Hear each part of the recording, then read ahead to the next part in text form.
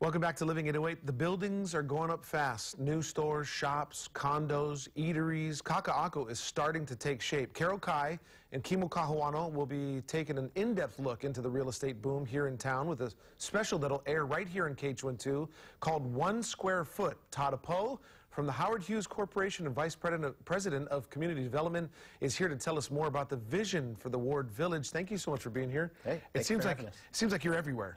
If I don't see you at the United Club, I see you here on set. It's great. I just got to fly with you a couple days ago. That was a lot of fun. Yeah, just lots going on. Yeah. So tell me, what made Howard Hughes choose Hawaii as its next venture?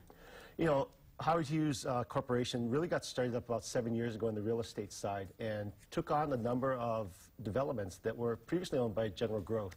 And so across the nation, you have here in Hawaii with Ward Village, Summerlin in Vegas, Columbia, Maryland.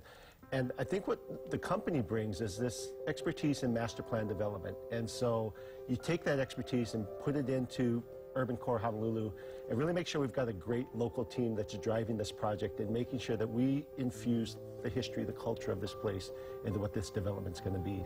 There's so much going on, so many beautiful buildings being put up and a lot of, like I said, eateries and shops. How big is this Ward Village development? So Ward Village, we have 60 acres. It's a 60-acre master plan. It runs from Queen Lane on the Diamond Head side all the way across Ward Avenue to some of the properties which we call west of Ward.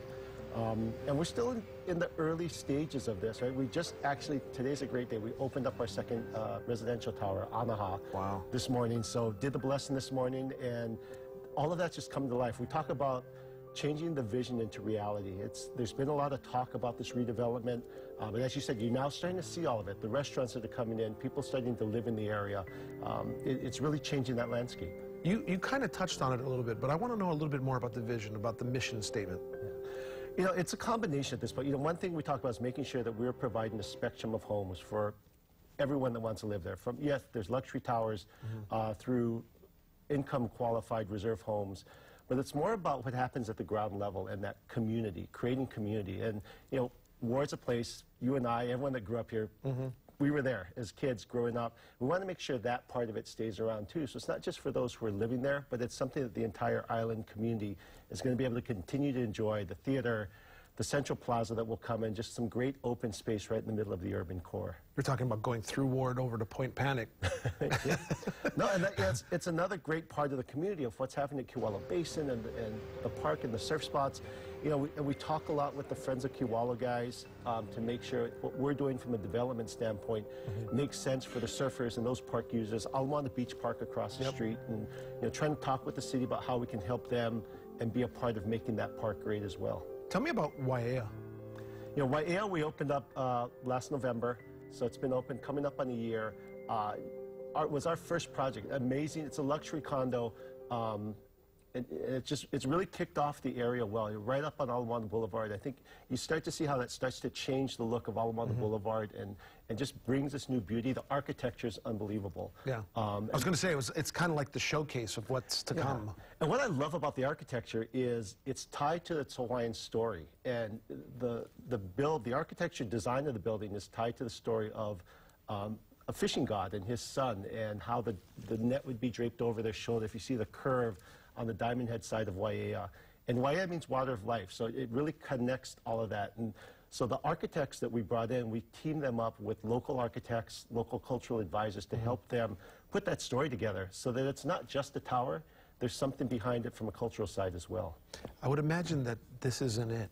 Like, there's a lot to come. Is there something in the future? Yeah, you know, with the 60-acre master plan, at least for now, there's always more. So there will be additional residential towers coming up. You know, and again, what happens at the ground level, we've closed Marakai Market and those industrial buildings will come down, but that will be a new 4-acre park. And one of the things that excites me about that is it's going to connect really from the rail station on the Maui end all the way down to the ocean. You're going to have an open view plane all the way down, which really doesn't exist right now. So opening up some of those view planes as all the development happens is another great part of what's happening. Thank you so much for being here. Appreciate it. Certainly, I appreciate you guys doing the show tomorrow night.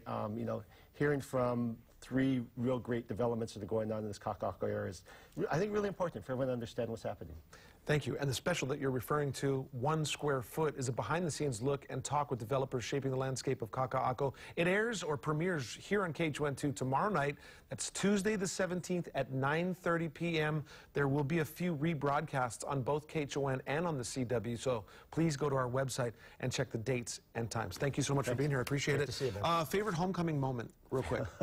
Being on the field, as you know. There you right? go, being on the field. Homecoming day and you're on the field, that's a great time. And for more of your moments, we throw it on over to Mikey and Trini. Yes, thank you, Todd and John. A little bit earlier.